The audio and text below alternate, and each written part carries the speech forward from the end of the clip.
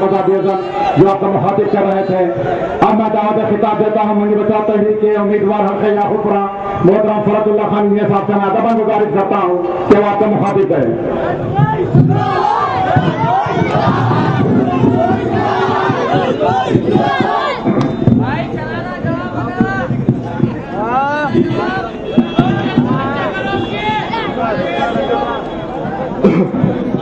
अब किसका जवाब देंगे भाई?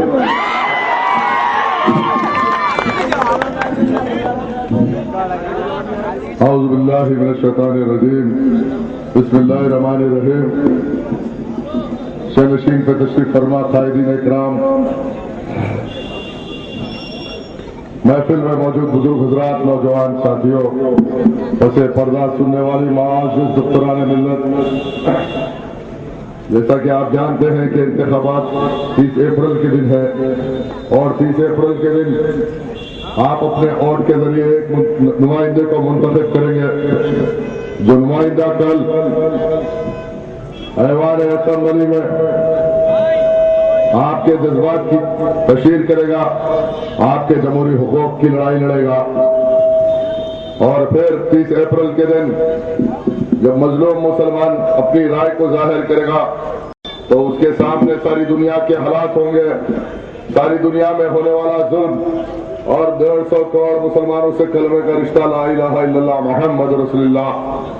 और फिर मुल्क की सतह पर 30 करोड़ मुसलमान और इस मुल्क में होने वाली नाइंसाफी और फिर नया तश्कील शुदा स्टेट तेलंगाना, इस तेलंगाना में 1.5 करोड़ मुसलमान और फिर आने वाले हालात में कानून साजी और फिर उस कानून साजी की रोशनी इंसाफ और नाइंसाफी की लड़ाई, कल ये तमाम हालात को सोच समझ कर आप फैसला करेंगे कि 30 अप्रैल के दिन एक नया इनकलाब परवान चलेगा और बातिल के लिए आज एक सीना सफर होने के लिए उम्मीदवार को मुंतखब करेंगे।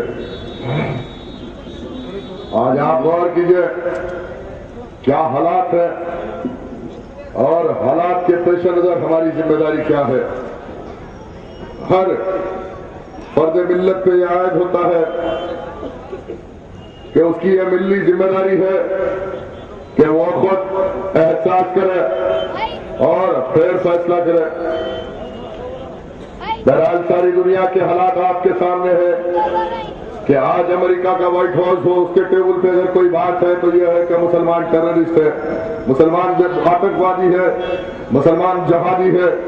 आज यूरोप के टेबल पे वही बात है, आज अफ्रीका के टेबल पे वही बात है, आज यहूदियों के टेबल पे वही बात है। और ऐसे हालात में आप देखते हैं कि तारीख की हक्कानियत यह है कि तारीख बयान कर रही है कि हर जालिम अपने जुल्म को छुपाने के लिए मजलूम को कसूरवार ठहराता है। दौरे हाजा में यही हालात है। ऐसे हालात में मुल्क हिंदुस्तान और हिंदुस्तान में संघ परिवार ये आलमी सतह पर होने वाली यहूद नसारा की साजिश और इस्लाम के खिलाफ मुहिम का एक हिस्सा हिंदुस्तान में सिख परिवार और ये संघ परिवार आप देखते हैं कि इसका नारा यही है कि मुसलमान गद्दार है, मुसलमान देशद्रोही है, मुसलमान आतंकवादी है। और ऐसे हालात में आपको देखना है कि नया इतने मसाइल को जन्म दिया जा रहा है कि नरेंद्र मोदी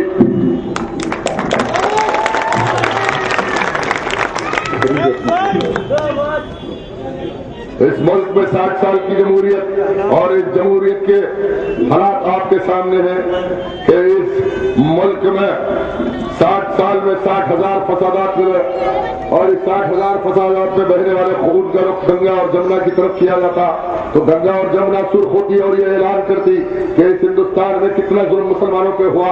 और फिर आप देखते हैं कि आज इंसाफ और समाजी इंसाफ की लड़ाई सारी दुनिया में है और हिंदुस्तान में जब जब कानून में तरमीम हुई और समाजी इंसाफ के नाम पर कानून को तरतीब दिया गया, आज वो लोग जो जिम्मेदार है, आज खियानत के दावेदार है, आज जो नाइंसाफियां हुए, इन नाइंसाफियों के खिलाफ में ऐवानों में मौजूद रहना और ऐवानों के अंदर मुसलमानों के समाजी इंसाफ का नारा नहीं दिया गया। जब रिजर्वेशन की पॉलिसी बनी तो आज आप देखते हैं कि 60 साल के बाद अगर किसी को इंसाफ नहीं मिला तो मुसलमान को नहीं मिला, अगर रिजर्वेशन किसी को मिला तो हरिजन को मिला, गिरिजन को मिला, दलित को मिला, यादव को मिला, जाट को मिला, लड्डी को मिला, राव को मिला, ओबीसी को मिला, हर किसी को इस मुल्क में समाजी इंसाफ के नाम पर कानून में तरमीम हुई, 16A और 15A के तहत दिया गया। अगर किसी को इंसाफ नहीं मिला तो मुसलमान को इंसाफ नहीं मिला। और फिर नारा दिया जाता है कि इस मुल्क में आज सेक्युलरिज्म बाकी है, आज इंसाफ बाकी है। ऐसे हालात में सवाल ये पैदा होता है कि इस मुल्क का मुस्तकबिल क्या होगा, आने वाले हालात में मजलूम की हालत क्या है, और हिंदुस्तान के मुल्क के इन हालात के अंदर समाजी इंसाफ के नाम पर कितनी नाइंसाफी होगी। आज रिजर्वेशन की बात कोई पार्लियामेंट में नहीं उठाता। सच्चार कमीशन की रिपोर्ट आई ना, इस मुल्क में राजेंद्र सिंह सच्चार, जस्टिस राजेंद्र सिंह सच्चार को मनमोहन सिंह की हुकूमत ने कमीशन बनाया। सारे मुल्क में तहकीक की गई और तहकीक के बाद यह पता चला कि आज हिंदुस्तान में सबसे निचली सतह पर कोई है तो मुसलमान है। और 60 साल में इस हिंदुस्तान में इंसाफ के नाम पर यह दिया गया। आप गौर कीजिए, फिर हम पे ये इल्जाम है कि हम वतन दुश्मन, देशद्रोही, आतंकवादी, ISI, पाकिस्तान के एजेंट। अरे जिसके असलाफ ने 18,000 उलमा की शक्ल में जाम शहादत देकर इस मुल्क को आजाद कराया, इस मुल्क को तमीज हमने दी, तमद्दुन हमने दिया, जीने का सलीका दिया, इस मुल्क को 4 मीनार दिया, लाल किला दिया, चंपा दिया, चमेली दिया, शेरवानी दिया, बिरयानी दिया, हर चीज हमने दिया। और फिर हमसे नारा दिया जाता है कि जिस कौम ने 800 साल हुकूमत की और जंगी तहजीब हमने दिया, इंसाफ हमने दिया, और फिर आज हम प्यार सा ये नाइंसाफी है कि मुसलमान टेररिस्ट है, जहादी है, बम ब्लास्ट की बात की जाती है। तो आप गौर कीजिए, आज जो मेरे खिलाफ बात करने वाले, आज इलेक्शन कहीं नहीं दिख रहा, तेलंगाना में कहीं इलेक्शन दिख रहा तो सिर्फ याकूतपुर में इलेक्शन दिख रहा।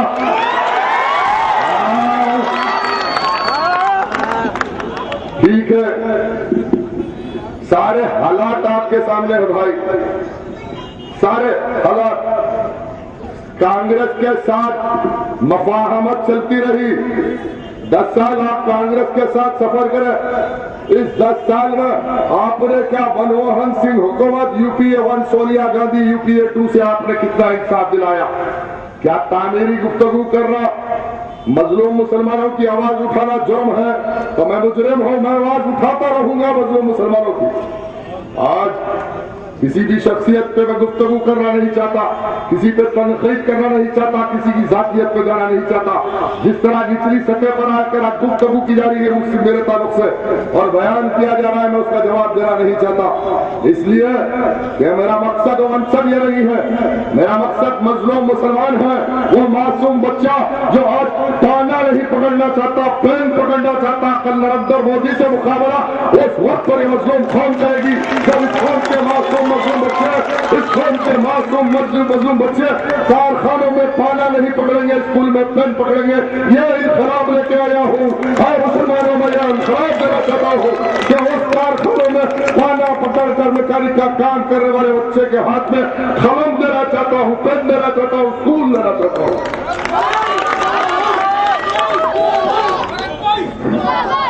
मैं पूछना चाहता हूँ कि ऐसा दिख रहा अब याकूतपुर में उम्मीदवार कौन है समझ में नहीं आ रहा। क्या मुमताज का इलेक्शन लड़ रहे, याकूतपुर असेंबली का, या अकबरुद्दीन लड़ रहे, या असदुद्दीन लड़ रहे? मेरे को कंफ्यूजन है कि अब कैंडिडेट कौन है समझ में नहीं आ रहा। 1:3 का मुकाबला चल रहा है, 1:3। अरे अभी से इतनी परेशानी है, अरे इंशाल्लाह जरूर जीत रहा हूं, जीत के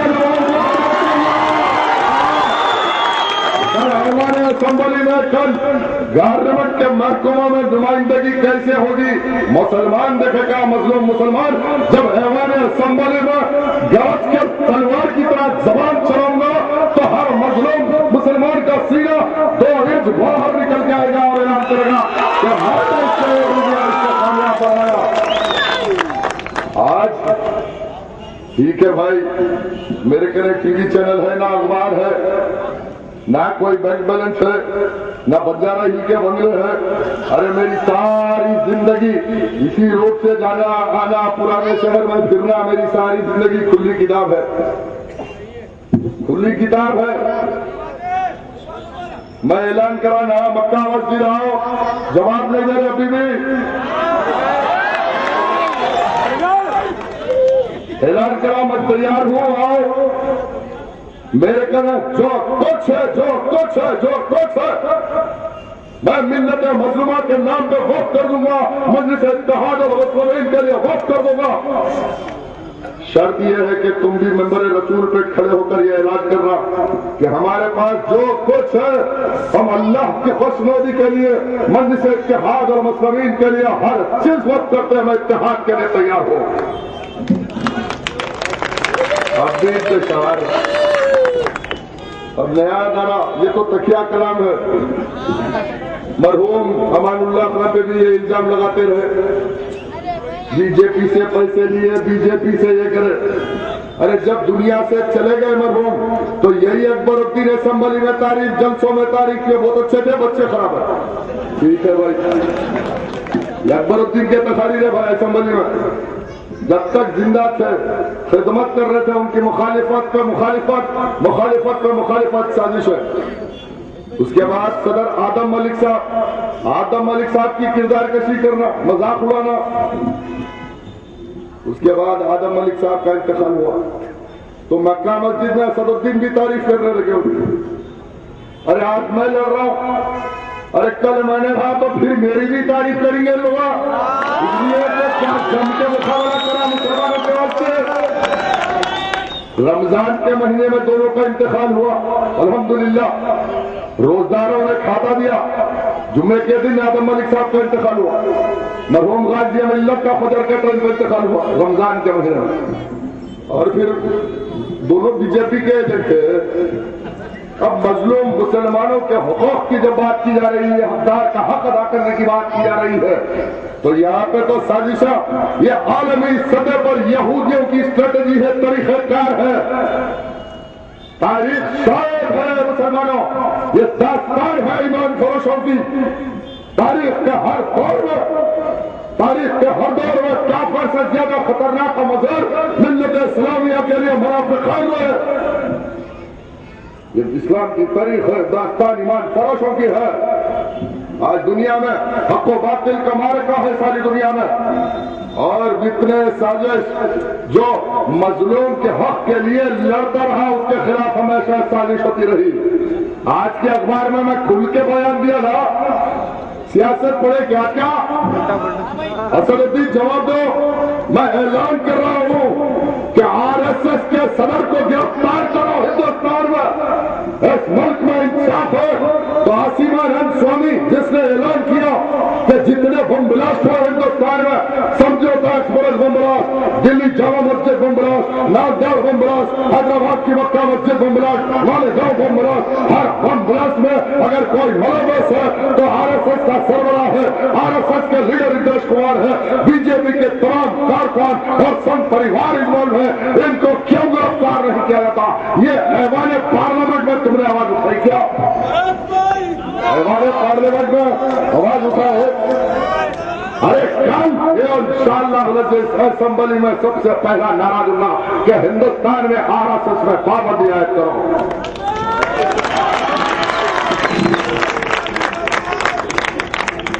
मेरे भाई, इस मुल्क में दो किस्म की फिरका परस्ती, ये कांग्रेस, आप देखते हैं कि इस कांग्रेस ने हमेशा वक्त और हालात के मुताबिक फिरका परस्ती की, जिसको कहा जाता है कि हिकमताना फिरका परस्ती। और आज काबिल तरीन पढ़े लिखे बच्चे हैं, इसको कहते हैं कि प्रैग्मेटिक कम्युनलिज्म। और बीजेपी की मंसूबाबंद फिरका परस्ती, प्रोग्रामेटिक कम्युनलिज्म। इस मुल्क में इस दो फिरका परस्ती के बीच में दबा हुआ ये हिंदुस्तान का मजलूम मुसलमान आज ये चाहता है कि हिंदुस्तान में कोई ऐसी आवाज उठे कि दो तरफ हमला करे और दो तरफ इस फिरका परस्ती का खात्मा हो इस मुल्क में। फिर भी अब मैं तवील गुफ्तगू में जाना नहीं चाहता कि कैसे कैसे हालात हुए। 1 2 3 एग्रीमेंट सबको याद है ना, मैं तो चीखा मार मार के लड़ता रहा अमेरिका के खिलाफ। अरे जब जब इस अमेरिका ने जुल्म किया तो सारी दुनिया में 3 करोड़ मुसलमान को शहीद किया ना। अफगानिस्तान से लेकर फलस्तीन से लेकर आज अरब का जजीरा खून में नहा दिया गया, खून रेजी हुई और जमीन पे इतना खून बहाया मुसलमानों का। उस अमेरिका की तारीफ पार्लियामेंट में किसने की? और फिर ये मुसलमानों का लीडर, उसके खिलाफ सबसे पहले मैं मैदान में उतर के एहतजाज कर रहा। जब इलेक्शन नहीं था वो 3 को होने वाले शरीफ मेरे कलमा 2 मुसलमान भाई था। जब असदुद्दीन को जब याद नहीं आया, आज मेरे मुखालफत, अरे जिसने अमेरिका के खिलाफ नारा दिया, कोई हिंदुस्तान के शर्मोखर में कोई सियासी रहनुमा, मजहबी रहनुमा, कोई समाजी रहनुमा बताओ जिसने अमेरिका की दहशतगर्दी के खिलाफ नारा दिया, बयान दिया, मैदान में उतरा, मदीना चौरा से लेकर 4 मीनार तक ब्लॉक कर दिया।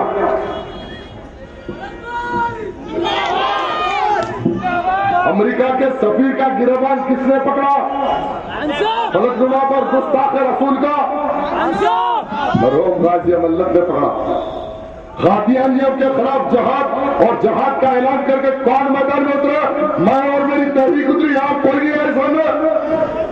तस्लीमा नसरीन के खिलाफ जहाद ताखुब करते हुए हैदराबाद से कलकत्ता की जमीन 36-54 लैंड पर मैंने ऐलान करा और ये वाजिबुल खत्म है, इसका ताखुब करके जो इसका खात्मा करेगा उसको नामहदूद इनाम मुसलमान देगा। यह ऐलान मैं करा रहा। मैं बीजेपी कैसे पैसे रब काबा की कसम है, अल्लाह तू जब्बार है, क़हार है। अल्लाह जो मुझ पर झूठा इल्जाम लगा रहा तेरा क़हार नाज़िल कर दे बोला। अल्लाह मुझ पर झूठे तोहमत जो लगाने वाला, मैंने 20 साल 22 साल कुर्बान कर दिया अपनी जिंदगी को इस मिल्लत के मकसद के लिए, मजलूमों के मकसद के लिए बोला। अल्लाह तू क़हार नाज़िल कर दे इनकी हदायत पे, इनके आशियानों पर तबाह कर दे बोला।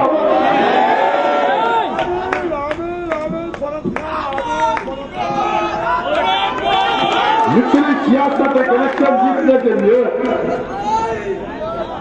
एक इलेक्शन के लिए इतनी निचली सियासत, ठीक है। मैं तो दावत दिया, इत्तेहाद की दिया, हमेशा दिया। अब फिर बोल रहा हूं, तुम्हारे पास टीवी चैनल है ना? आज बहुत सारे चैनलों पे आप देख रहे कि इलेक्शन में मुख्तलिफ सियासी जमात के लोग मुबाहिसा कर रहे, डिबेट हो रहा हिंदुस्तान के हर चैनल पे हो रहा। आपके लिए तो 4 टीवी चैनल है। ऐलान करो तुम जिस तक डिबेट चाहते, मुबाहिसा चाहते, 4 टीवी पे मैं तुम लोग से डिबेट करने के लिए तैयार हूं।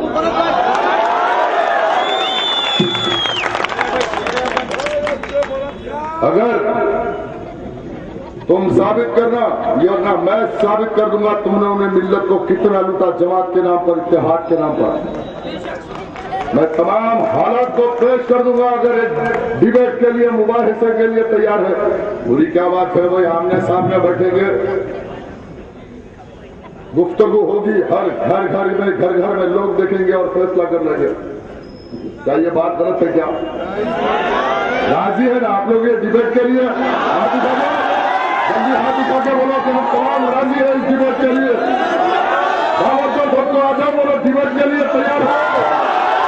आज बात तैयार हो 4 टीवी के ऊपर तुम्हारा डिबेट करने के लिए। जो जबान में बोला, अंग्रेजी, तेलुगु, उर्दू की सुर्दू, तेलुगु की उर्दू, इंग्लिश की इंग्लिश, हिंदी की हिंदी, उनकी सब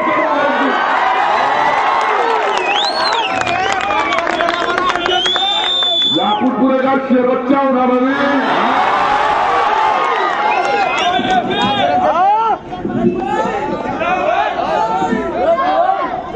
ठीक है, इनका सब्जेक्ट खत्म हो गया। मैं तो दावत दे दिया, या तो मक्का मस्जिद आओ, मेंबर पे ठहरो, ऐलान कर दो, सब वक्त कर दूंगा। अगर जमात, इत्तेहाद, मुसलमानों के हालात, मुसलमान मजलूम के हुकूक और जमहूरियत में जो मुसलमानों के साथ नाइंसाफी हुई और नुमाइंदे की ऐवान असेंबली और पार्लियामेंट में जिम्मेदारी, तमाम इशूज में डिबेट के लिए तैयार हो। अब हल्के याकूतपुरे पर गुफ्तगू करूंगा, इसलिए कि याकूतपुरा हल्के से इलेक्शन लड़ रहा हूं। नंबर 1, मुमताज अहमद खान साहब किबला।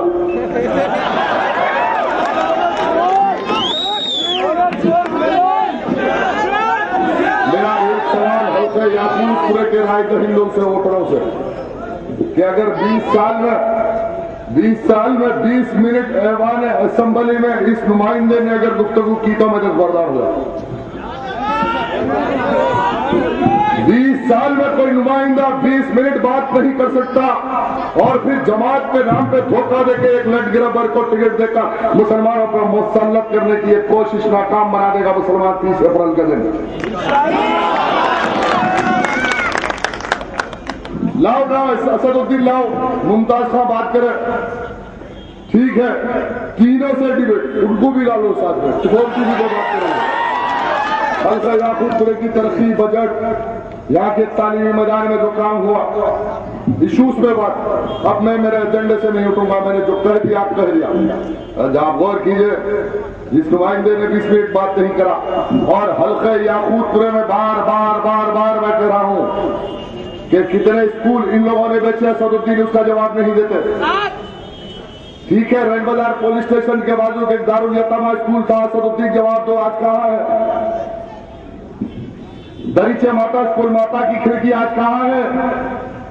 सिटी गर्ल्स हाई स्कूल आदिजा कोटला कहाँ है? 80 साल पुराना मदरसा, city girls high school, upper primary school सोनीना दियाली में कहाँ है? असदुद्दीन जवाब दो।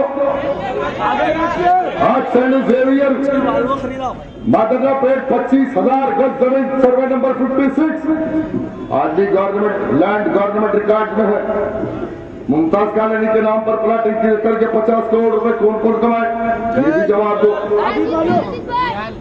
दुर्गेश्वर स्कूल बागा जहारा, Quli Qutub Shah urban development authority के जरिए एक स्टेडियम याकूबपुरे में बनना था मेरे मरहूम वालिद की नुमाइंदगी पर, उसकी प्लाटिंग करके कौन बेचे?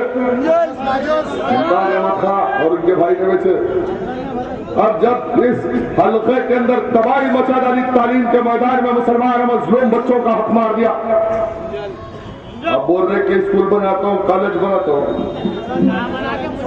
बहरहाल मेरे भाई, मैं भी एक एजेंडे के साथ प्रोग्राम के साथ आया, अब बोल रहे मजाक उड़ा रहे, कैसा कैसा कैसा करते कैसा करते कैसा करते।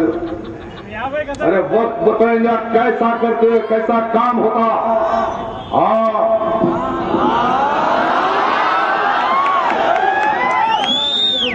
मैं ऐलान कर रहा हूं, अभी भी समझ में नहीं आ रहा, बोल रहे ये गवर्नमेंट का काम है, गवर्नमेंट करती है।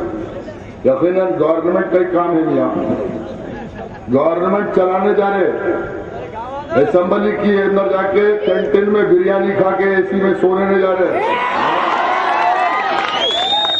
असेंबली नहीं, गवर्नमेंट चलाते। कल तेलंगाना की हमारे असलाफ ने 800 साल हुकूमत की, हिंदुस्तान में हुकूमत चलाना हमको भी आता। अमानुल्लाह खान की तारीफ नहीं पड़े क्या? ये दोनों बच्चे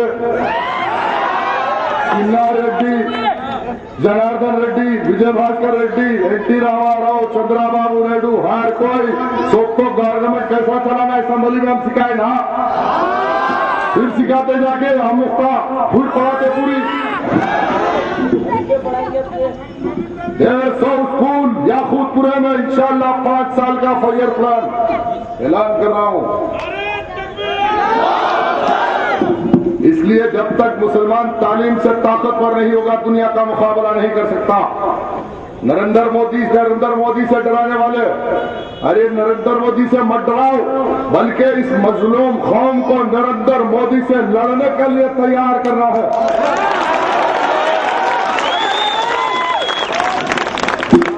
जब बच्चा तालीम हासिल करेगा, माशियत से ताकतवर होगा, तो किसी की जरूरत नहीं, हर ऑफिस में हर चौरस्ते में मुसलमान बच्चा खुद नरेंद्र मोदी से मुकाबला करेगा। मैं वो ख्वाब लेके आया हूं कि याकूबपुरे का बच्चा नरेंद्र मोदी की ईंट से ईंट बजाए, ऐसी काबिलियत में कैसा करते अब सुना रहा हूं, फिर रोल बोलो। मैं हर काबिल तरीन जिम्मेदार हजरात, मैं शुक्रगुजार हूं कि अपनी मसरूफियत के बावजूद इस इजलास में तशरीफ लाए कि हर पोलिंग बूथ पर 1000 वोटर है। रोज कह रहा हूं, इनको समझने नहीं आ रहा, आप टीवी से घुमा रहे कैसा। अरे अकबरुद्दीन का कल ऐलान हुआ कि मैं 1050 करोड़ रुपए का आदमी हूं, 50 करोड़ रुपए का आदमी हूं। 1000 करोड़ रुपए रखने वाला अकबरुद्दीन ये पहले बताया कि मिल्लत के सामने कि इतनी दौलत इनके पास कहां से आई। अकबरुद्दीन का ऐलान है, टीवी पर तकरीर ऐलान की, मैं 1000 करोड़ रुपए का आदमी हूं। मैंने अपने वालिद के साथ जब स्कूल में पढ़ता था, सिंपल स्कूल में, और इनके घर जाता था तो ये किराए के मकान में रहते थे। 1980 की बात, 1980 में हैदरगुड़ा में किराए के मकान में रहते नहीं रहते थे। तुम जवाब दो, जो शख्स 1980 में किराए के मकान में रहता था और आज मजलिस की क़ियादत के नाम पर 1000 करोड़ रुपए जमा गए, तो ये कौन फैसला करेगी कि कौन करप्ट है, कौन लूट रहा है मुसलमानों को? 1000 करोड़ रुपए रखने का दावेदार असदुद्दीन, जाओ जाके आज ये गलत फहमी में मत रहो, ये इख्तिलाफात की बातें मत करो, कुछ तामीरी काम करो। जाओ हो सकता हो मजलूम मुसलमानों के लिए इदारे डालो, स्कूल डालो, कौम को ताकत बख्शो। अल्लाह इसके सबब तुम्हारे गुनाहों को बख्श कर जन्नत का हकदार बना देगा। एक फिर भी बहुत सारा मशवरा दे रहा हूं मैं तुम्हें, दोनों भाइयों को। नहीं, 1000 करोड़ रुपए है और तकरीर हो रही। अरे जब आया था करोड़पति का, अब भी हो, जिधर इशारा करो जिसको चाहे खरीद लेता हूं। ये अल्लाह की कुदरत को चैलेंज है, ये जिसको चाहे खरीद लेता हूं।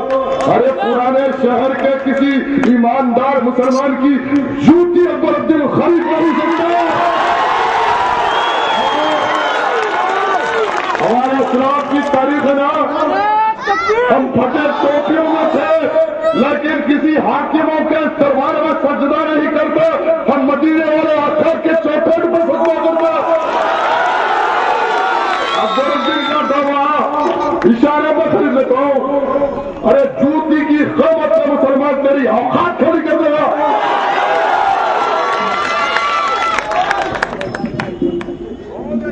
मेरा प्लान यही है भाई कि मैं किसी से झगड़ा कन्फ्रंटेशन नहीं चाहता, मैं कंसेंसस की बात कर रहा हूं। आज दावत दे रहा हूं कि कंसेंसस पे आओ। ये निजी शख्सी हमले, ये गुस्ताखियां बंद करो। अब बहुत हो गया, बहुत हो गया। ये इख्तिलाफात, ये तमाम बातों में अब ये छोड़ो, ये सब बात। अब मजलूम मुसलमानों के लिए क्या करना है उसका एजेंडा ऐलान करो ना। तुम्हारा रोड मैप क्या है, तुम्हारी स्ट्रेटेजी क्या है? आज हालात ऐसे है कि you got to define the agenda और द एजेंडा डिफाइंस यू। आज हम एजेंडे को तरतीब देंगे। आने वाले 5 साल में समाजी हालात को बदलेंगे, मुसलमानों के समाजी चेहरे को बदलेंगे। तालीम के जरिए, हर कोशिश के जरिए मजलूम मुसलमान को तकबीयत देंगे और मजलूमियत का खात्मा करेंगे। ये स्ट्रेटेजी, ये प्रोग्राम, ये एजेंडा लेके आपके दरमियान में आया हूं। आज मैं ऐलान कर रहा हूं, दावत दे रहा हूं कि 150 स्कूल डालूंगा 5 साल में।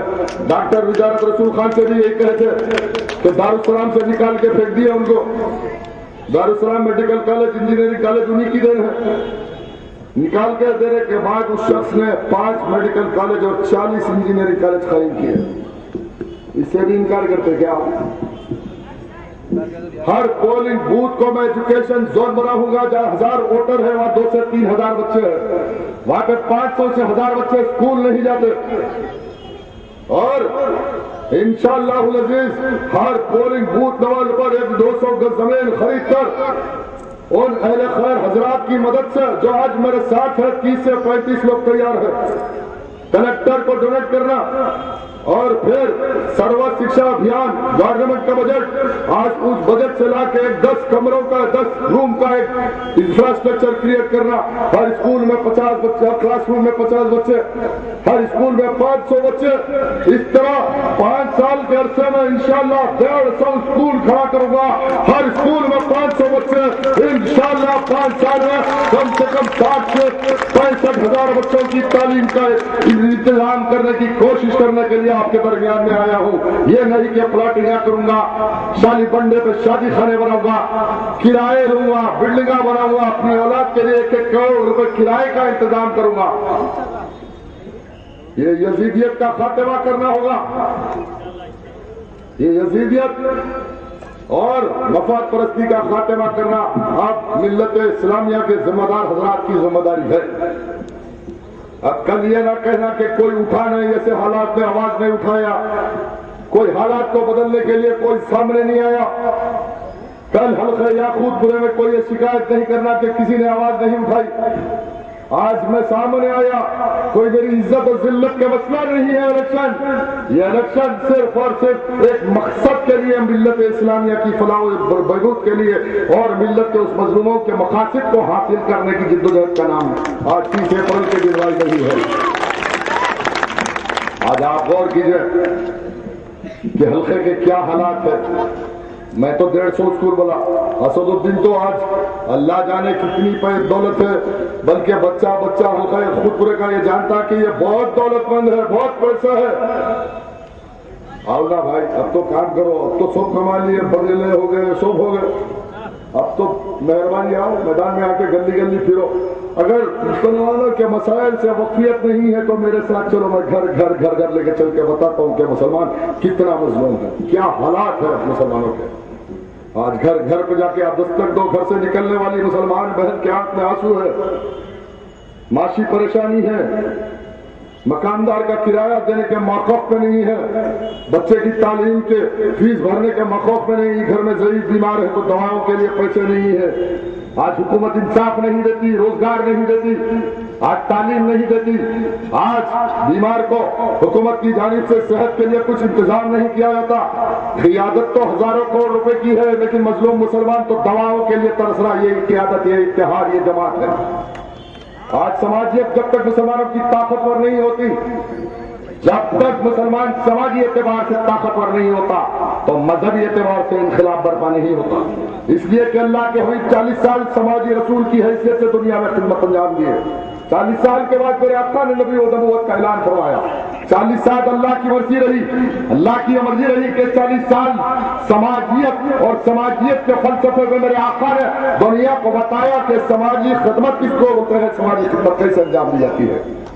आज बड़ी बड़ी मजहबी गुफ्तगू करना और इत्तेहाद की बात करना, मोदी से डराना, लेकिन जब तक आपकी समाजी तालीमी मैदान में, माशी मैदान में हर एतबार से मुसलमान कमजोर रहेगा तो दुनिया के किसी बातिल से मुकाबला नहीं कर सकता। ये तहरीक और मेरा नजरिया है।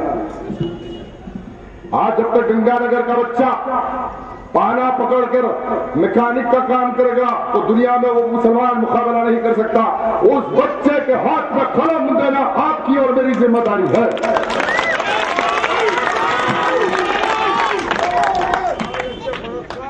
आज 10 साल असदुद्दीन ओवैसी एमपी रहे, 10 साल चार मीनार के एमएलए रहे। अरे 10 साल में छोड़ो मुमताज खान को, आप कितने बार आए हल्के में, कितने बार आए, मुसलमानों की कैफियत ली, कितने परेशान है मुसलमान, आपने कितना तहकीक किया,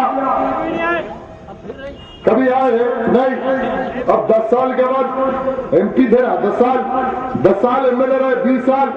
अरे 20 साल एमएलए की हैसियत से, मजलिस के एमएलए की हैसियत से अमानुल्लाह खान ने इस इलाके के जोग्राफिया को बदल दिया। बाबा नगर आज 50,000 मुसलमान रहते, तलबकट्टा कम से कम 70,000 मुसलमान रहते। बाबा नगर, तराबकट्टा, अमान नगर भी, रियासत नगर, मोइनबाग, गाजिया मिल्लत कॉलोनी, नशामन नगर, इन बस्तियों को मुसलमानों के गलों में तब्दील कर दिया। 20 साल का कारनामा एमएलए का, और 20 साल तमाम एमएलए एमपी आके बताओ मुसलमानों के सामने तुम्हारा ऐसा कौन सा कारनामा है मिल्लत इस्लामिया का।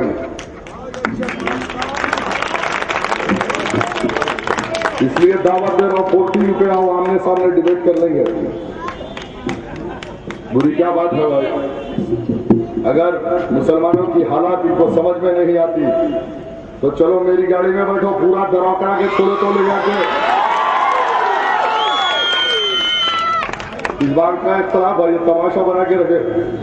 इन्हों किसी को भी टिकट देते, उसके किरदार कैसे भी रहे, उसका नजरिया मिल्ली नजरिया नहीं रहता, ना मिल्लत मजलूमा से उसकी वफ़ियत रहती, ना अल्लाह उसके रसूल के लिए एहसान और कुर्बानी का जज्बा नहीं रहता। लेकिन जमात है भी, यहाँ जमात में तो अरे तुम्हारा मामला मुमताज खान के साथ होगा, हमारा क्या मामला है भाई। या तो नो कॉम्प्रोमाइज है किसी भी सोच से, अल्लाह के लिए दोस्ती और अल्लाह के लिए दुश्मनी। बहरहाल आज हल्के याकूतपुर में, ये याकूतपुरा हल्का 25% अच्छा इलाका है। एहसान टी कॉलोनी, वाहिद कॉलोनी, संतोष नगर कॉलोनी, 75% इलाका सलाम इलाका है। 75% इलाका स्लम इलाका है। आप जाके देखिए गंगानगर के हालात, आपके महल्ले से निकलिए। अगर मुसलमानों की मजलूमियत को देखना है तो गंगानगर में जाके देखो, आज नाले के पास कैसे जिंदगी मुसलमान भाई आपका गुजर रहा, मासूम बच्चा वहां कैसे गुजर रहा, उसकी सेहत कैसी। तुम्हारे बच्चे तो एयर कंडीशन में बंजारा हिल के बगले, हैदरगुड़े के बगले, मुमताज खान तुम्हारे खानदान, तुम्हारे बच्चे तो बिल्डिंगों में है। उस मासूम के लिए आपको राय कायम करना है। जो आज 75% मुसलमान आज सफेद गुर्बत के नीचे है, आज उनके काम के लिए वोट मांग रहा हूं। कल आपके वोट से मैं जीत के आऊंगा तो उन मजलूम मुसलमान, उन मजलूम बच्चियों में मुसलमानों के बेहतरी के लिए जब काम करूंगा और अल्लाह इंशाअल्लाह इरादा करके आया हूं कि बेहतर से बेहतर काम करूंगा। जब मैं अच्छा काम करूंगा तो इसका अजर सवाब और मुसलमानों को भी मिलेगा जो मेरी असेंबली पहुंचाएंगे, उनको भी मिलेगा जो मुझको मदद कर रहे हैं आज असेंबली में जाने और हुकूमत में लड़ने का मौका दे रहे हैं। आज लाइट का परेशानी, नल की परेशानी, मोरियों से नाली का पानी आता, हर घर पर शिकायत, हर घर पर शिकायत, हर घर पर। बंजारा हिल में सफाई होती, अकबरुद्दीन के घर करे, मुमताज खान के घर करे, रोज का ट्रैक्टर पूरे लगे हुए। अरे रोड तो रोड, जिनके घर के काम अभी सरकारी पैसे से चल रहे पूरे। ये सब माफिया बंद होना होगा। कल जिस तरह नए शहर में और कॉलोनियों में सफाई होती, याकूतपुरे की गली गली साफ करना, वरना बाजा बजा दूंगा इस सरदार महल का बनने का। कुछ लोग बोल रहे कि 8-8 दिन सफाई नहीं होती भाई, 8-8 दिन सफाई नहीं होती महलों में, जब कोई नहीं आते। अब आलमी बात है, अब नरेंद्र मोदी से लड़ना है, बीजेपी से आरएसएस से लड़ना है। इस इलाके में कोई बीजेपी नहीं जीत सकती। मलकपेट हल्का में 53% अखियार है, 47% हम है, और वहां बीजेपी को हराने के लिए तहरीक ने उम्मीदवार को नहीं ठहराया।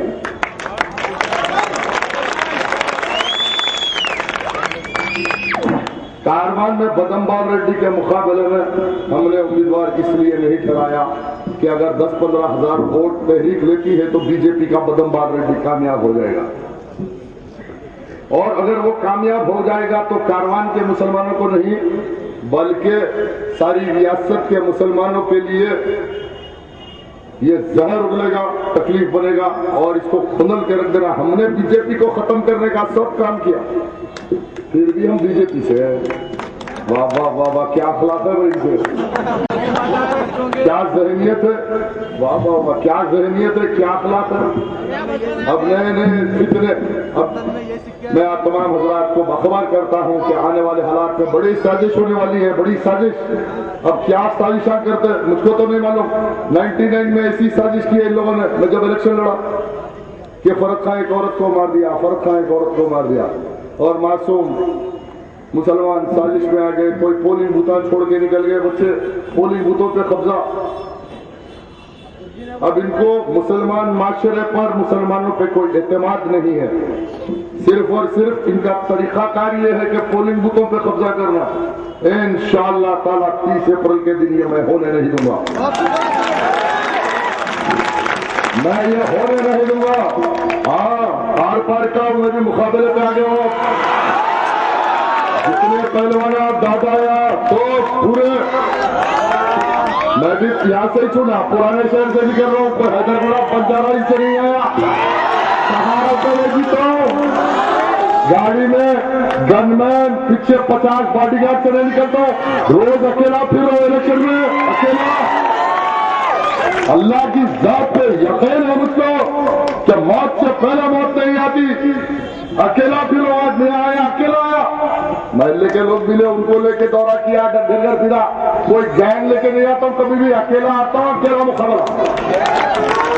बड़े बड़े बात क्या ऐसा कर देता हूं, वैसा कर देता हूं, मैं कुछ नहीं करूं, क्या कर दो। जब वक्त आएगा जो अल्लाह कराएगा वो कर देता हूं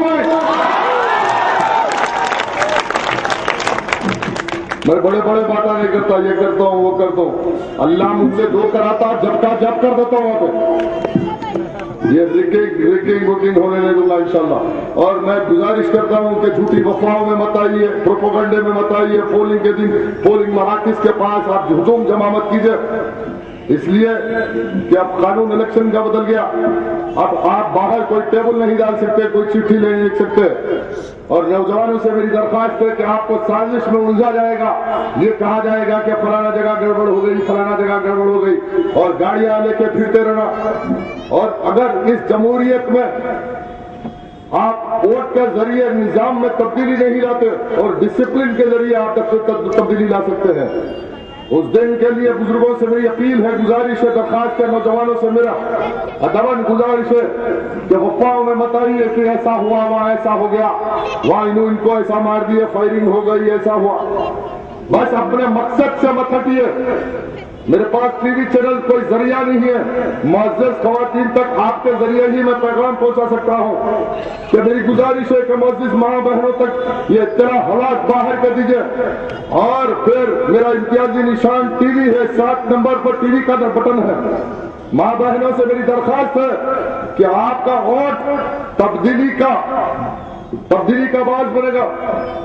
और तमाम हजरात से मेरी दरखास्त है कि एक काम करो, मैं उस मासूम मजलूम बच्चे की तालीम का जो ख्वाब देख रहा हूँ, उस मासूम मजलूम बच्चे की जो लड़ाई लड़ रहा हूँ, उसके लिए 50 रुपए खर्च करो, एक 50 रुपए, और अपने खानदान दोस्त अहबाब की फेरिस्त बनाकर टेलीफोन पे उनसे राब्ता करके उनको ये कहो कि टीवी के निशान पर बटन दबाकर उस मजलूम मासूम बच्चे को एक मौका दो तालीम हासिल का। मैं 5 साल में 150 स्कूल दूंगा। 5 साल में बरुद्दीन बोल रहे ना, इंशाल्लाह अगर अल्लाह जिंदगी बख्शा 5 साल में याकूतपुरा में 150 स्कूल इंशाल्लाह मैं देखे रहूंगा। ये नहीं चाहते तरक्की बल्दिया, अरे बोला ना झाट करके फोन करा, वहां बल्दिया रहना, पूरा साफ सफाई, ये राशन कार्ड को 1000 रुपए दो, बर्थ सर्टिफिकेट को 2000 रुपए दो, ये डेथ सर्टिफिकेट को 1000 रुपए दो, ये करप्शन का धंधा पूरा साफ बंद करा दूंगा। पुलिस के अंदर आपको अगर नो ऑब्जेक्शन होना तो पैसे दो, कोई किसी को 1 रुपया नहीं देगा। मेरी जिम्मेदारी, अगर आपसे कोई पैसा होगा दल्लाली करा तो फिर उस ऑफिसरों को भी टास्क मिलूंगा, ऑफिसरों को रनिंग कराऊंगा। बराए करम आप भी हालात को समझे। आज जो किराए के मकानात में लोग हैं, 60 साल के बाद एक वेलफेयर स्टेट हिंदुस्तान है, और आज उनको भी उनके हक देने का वक्त आ गया। गवर्नमेंट से एक टेनेंसी पॉलिसी बनाकर सफेद गुर्बत के नीचे जो किराए के मकानों में, बाड़ों में जो गरीब मुसलमान हैं उनके लिए 1000 रुपए महीने को टेनेंसी पॉलिसी का ऐलान। सारे तेलंगाना में जो गरीब रह रहे हैं, निचली सतह पर जो लोग किराए के मकान में रह रहे हैं, और उनके लिए भी जिद्दोजहद करके एक नई तब्दीली लाने और समाजी इंसाफ को हम कायम करेंगे। मेरी गुजारिश है कि बिलखुसूस 30 अप्रैल के दिन अब वह मनसूबे बन रहे कि किराए के औरतों को बाहर में से लाएंगे, वोट दलाएंगे। ये साजिशों का मुकाबला महल्लेवारी सतह पर, महल्ले वालों को तकलीफ होती, बाहर के लोग वोट डाल के चले जाते, फिर महल्ले वालों को तकलीफ उठाना है ना।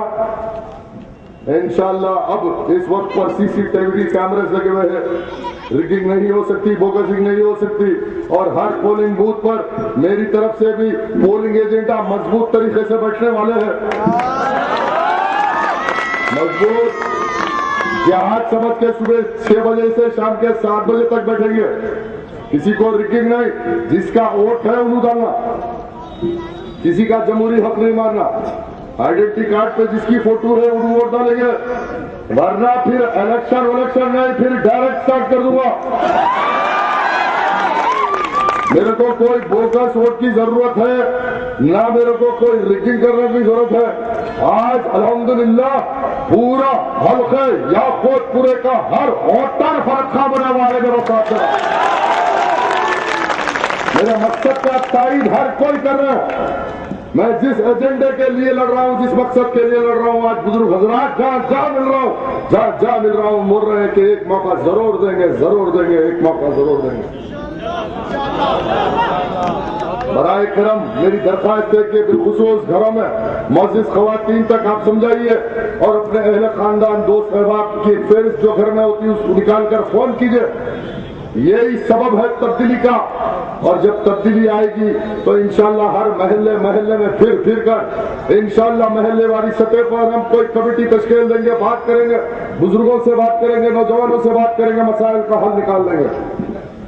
आज मैं इसी गुजारिश के साथ ये कहूंगा कि अपने शऊर का मुजाहरा कीजिए, ज़मीर की आवाज पे वोट दीजिए, ज़मीर की आवाज पे वोट दीजिए। ये नहीं अब डायरेक्ट या मुमताज खान के खुदाफिज होने के बाद का इंकलाब आप देखना। अभी तो ये आगलाज इंकलाब है, इंतहाई इंकलाब इंशाल्लाह आगे अल्लाह दिखाएगा। आज बड़ी बड़ी बातें करना, मैं तो इत्तेहाद की बात, जमात की बात, हर चीज के लिए तैयार हूँ।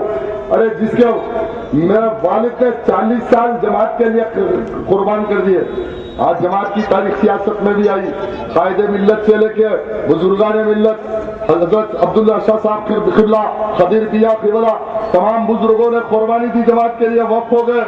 कासिम रजवी साहब सारी जिंदगी वक्फ कर, लाथूर की जायदाद वक्फ कर दिए। आज उस फलसफों को खत्म कर दिया जा रहा, आज नजरिए को खत्म कर दिया जा रहा। किसी जमात में नजरिया दूसरे सतह पर आ जाता है और जमात में किसी शख्सियत पहले सतह पर आ जाती है, वो जमात खत्म हो जाती, मकसद खत्म हो जाता। आज जमात में मकसद हर शख्सियत से ज्यादा अहमियत रखता है। मेरे लिए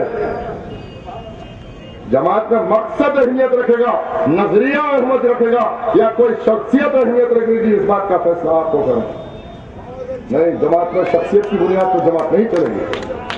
जमात को एक मकसद, एक नजरिए की जरूरत है और नजरिया यह है कि मिल्लत मजलूमा की सुरखुरों के लिए एक रोड मैप ऊपर चढ़ना चाहिए। जमात है भाई, जमात पे मैं कुर्बान हो जाऊंगा। अरे मैं 10 साल की उम्र से जमात का काम करा भाई। चंचलगुड़ा जूनियर कॉलेज में पार्लियामेंट के इलेक्शन 1983 में 100% पोलिंग हुई, अखबार में आया था। जब मैं 10वीं क्लास का बच्चा पोलिंग कराया था, वहां पे उस बच्चे का नाम फरखा है जो मंजलिस के लिए 100% पोलिंग कराया था। जब तक अकबरुद्दीन असदुद्दीन नहीं थे मैदान में। आज मेरे को जमात सिखा रहे लोग, मेरे को इतिहास सिखाते।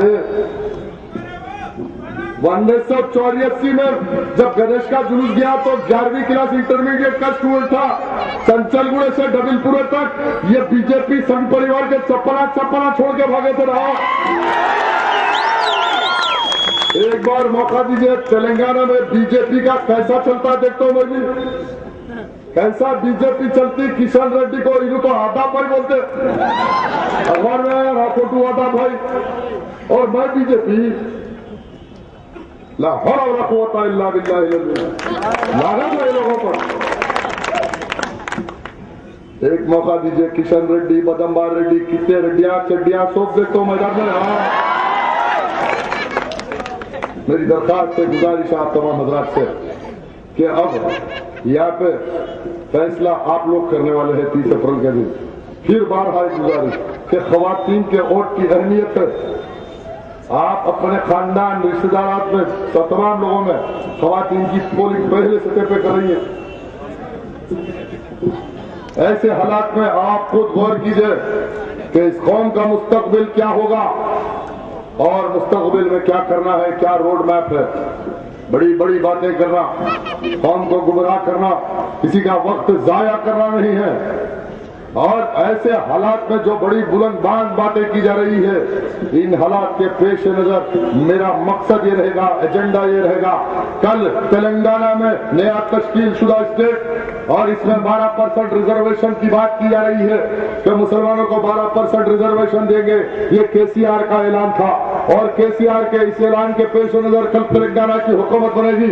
आज 4% रिजर्वेशन के ऊपर हाईकोर्ट में स्टे आया और मेरा मुतालबा ये रहेगा कि 12% रिजर्वेशन सबसे पहले असेंबली के अंदर इसका कानून साजी हो और मुसलमानों को 12% रिजर्वेशन तालीमी मैदान में और हुकूमत के महकमों में सरकारी मुलाजिमत में 12% देना। अगर 12% में हम दिगर सियासी जमात जो सेक्युलरिज्म में समाजी इंसाफ में यकीन रखती है उसकी साझेदारी के साथ नहमद माहौल पैदा करेंगे और तेलंगाना में हुकूमत चलने नहीं देंगे। 12% रिजर्वेशन देना ये साझेदारी मुसलमान चाहता। अगर 12% रिजर्वेशन नहीं मिलेगा तो फिर 12% रिजर्वेशन की लड़ाई के लिए हम भी तैयार हैं। इस लैंड रिफॉर्म बिल में लैंड रिफॉर्म बिल जो आने वाली है, उस लैंड रिफॉर्म बिल का भी आप जायजा ले लीजिए कि तेलंगाना में पुलिस एक्शन के बाद जब जब कानून में तरमीम हुई 1954 से लेकर आज की तारीख तक, मैं अहम गुफ्तगू कर रहा हूं, कभी ये क़ियादत के नाम पर ये नहीं बताए कि मुसलमानों को कितना तबाह किया गया, कितना लूटा गया, कितना मिटाया गया इस तेलंगाना में। आज इनाम अबॉलिशन के नाम पर मुसलमानों की जागीर और जमीन खींच ली गई, इनाम के नाम पर तबाह कर दिया गया। फिर इससे जी नहीं बना तो 1971 प्रोटेक्टेड टेनेंसी एक्ट लाया गया कि मेरे असलाफ, मेरे बुजुर्गों ने जो जायदाद खून पसीने की कमाई से खरीद के रखी थी उसका वारिस मैं था, लेकिन जो काश्तकार था उसको मालिक बनाया गया, 60% उसको दिया गया, फिर 40% भी मुझको नहीं दिया गया। माहौल ऐसा पैदा कर दिया गया, ये प्रोटेक्टेड टेनेंसी एक्ट के नाम पे लूटा गया। तो फिर उसके बाद सीलिंग एक्ट के नाम पर मेरी जायदाद को लूट लिया गया। और फिर अब ये तेलंगाना स्टेट में नया लैंड रिफॉर्म बिल आएगा और ये बिल में ये ऐलान किया जा रहा है कि कल जो नक्सलेटों ने जिद्दोजहद की और पिछड़े तबकात हरिजन गिरिजन को जो अर्जियात दिया और राव रेड्डी तेलंगाना में जो मुसलमानों की जमीन खींचे और उसके वारिस बन गए, उसके मालिक बन गए, वो राव रेड्डी से नक्सलेटों ने आजाद करा के हरिजनों को दिया। वो राव रेड्डी को कंपनसेशन दिया जाएगा और कंपनसेशन उनको दिया जाएगा, जमीन रेगुलराइज हरिजन गिरिजन को होगी। अरे मेरा क्या कंपनसेशन तो गवर्नमेंट के खजाने से दिया जा रहा, उस गवर्नमेंट के खजाने में अरे मैं टूथपेस्ट खरीदा तो टैक्स दिया, मैं चप्पल खरीदा तो टैक्स दिया, मैं गाड़ी की डब्बी खरीदा तो टैक्स दिया।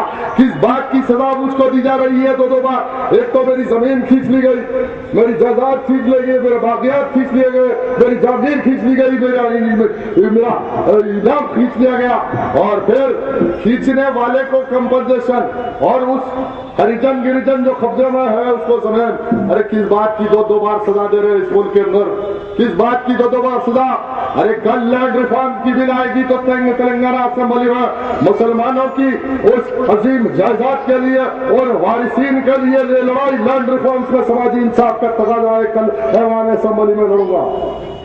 क्या ये लड़ाई के लिए आप मुझको वोट नहीं देंगे क्या? मुसलमानों के हक के लिए लड़ा कभी मियाँ मुसलमानों से होने वाली नाइंसाफी।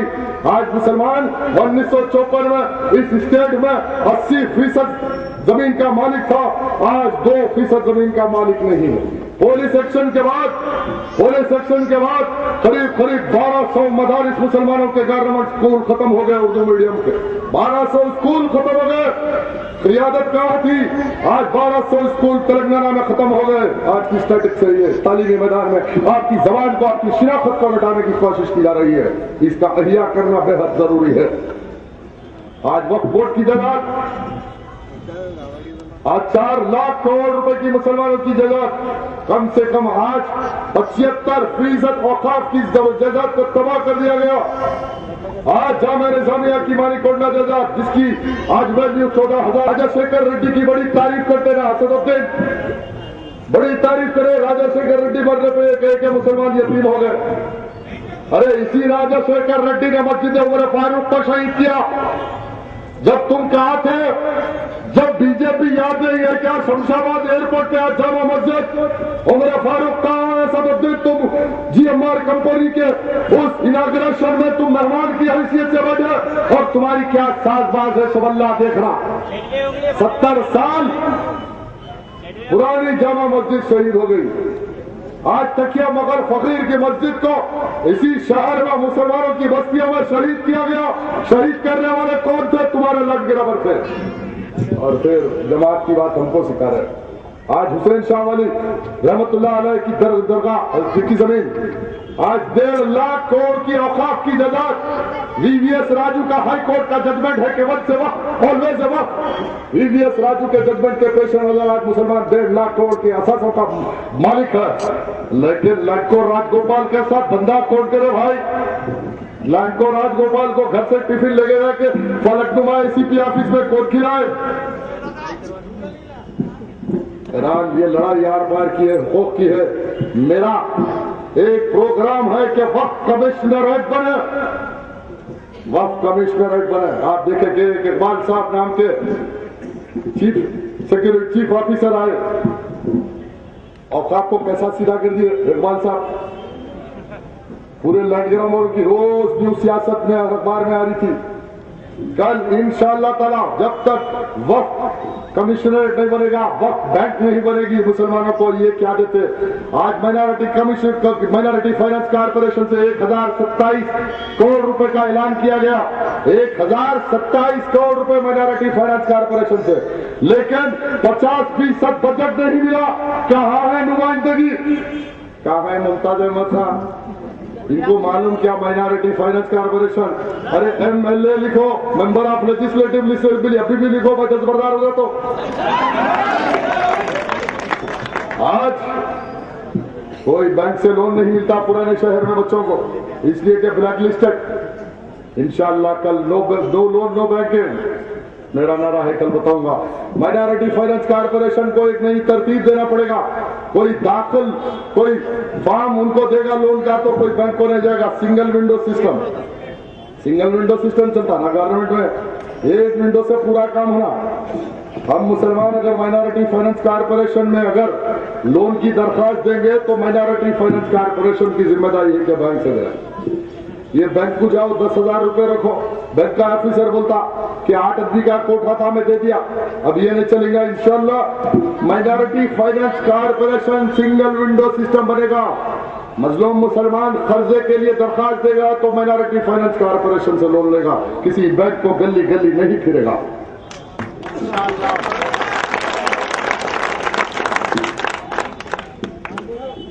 आज सर्व शिक्षा अभियान में 3025 करोड़ रुपए सैंक्शन हुए। 3025 करोड़ रुपए में मेरे भाई 15 point programme, prime minister programme के तहत मुसलमानों को 520 करोड़ रुपए मिल रहा था। सर्व शिक्षा अभियान के तहत 375 करोड़ और मुसलमानों को प्राइम मिनिस्टर 15 पॉइंट प्रोग्राम के तहत 525 करोड़ रुपए मिला। इस 525 करोड़ रुपए में कितने मुसलमानों को बजट मिला और मुसलमानों पे कितना खर्च हुआ उसका डाटा 4 TV पे बैठ के बात करके आओ ना, सामने हमने डिबेट करेंगे। सारे हिंदुस्तान में आज MP और कर रहे कि मैं हिंदुस्तान में फिर के काम कर रहा हूं। आज हिंदुस्तान का डाटा यह है कि 10वीं क्लास ड्रॉप आउट मुसलमान बच्चे 96% है। ये हालात है। इंदिरम्मा रोजगार, इंदिरम्मा ये राजीव गृह कल्पा के तहत 6 लाख फ्लैट बनाए गए। आज उसमें 1% भी मुसलमानों को नहीं मिले, 1% भी नहीं मिले। तो याद आते MP मौजूद इलेक्शन आया तो सब डर रहे। 4 TV पे डिबेट आई है स्टैटिक्स के साथ, तमाम स्टैटिक्स के साथ।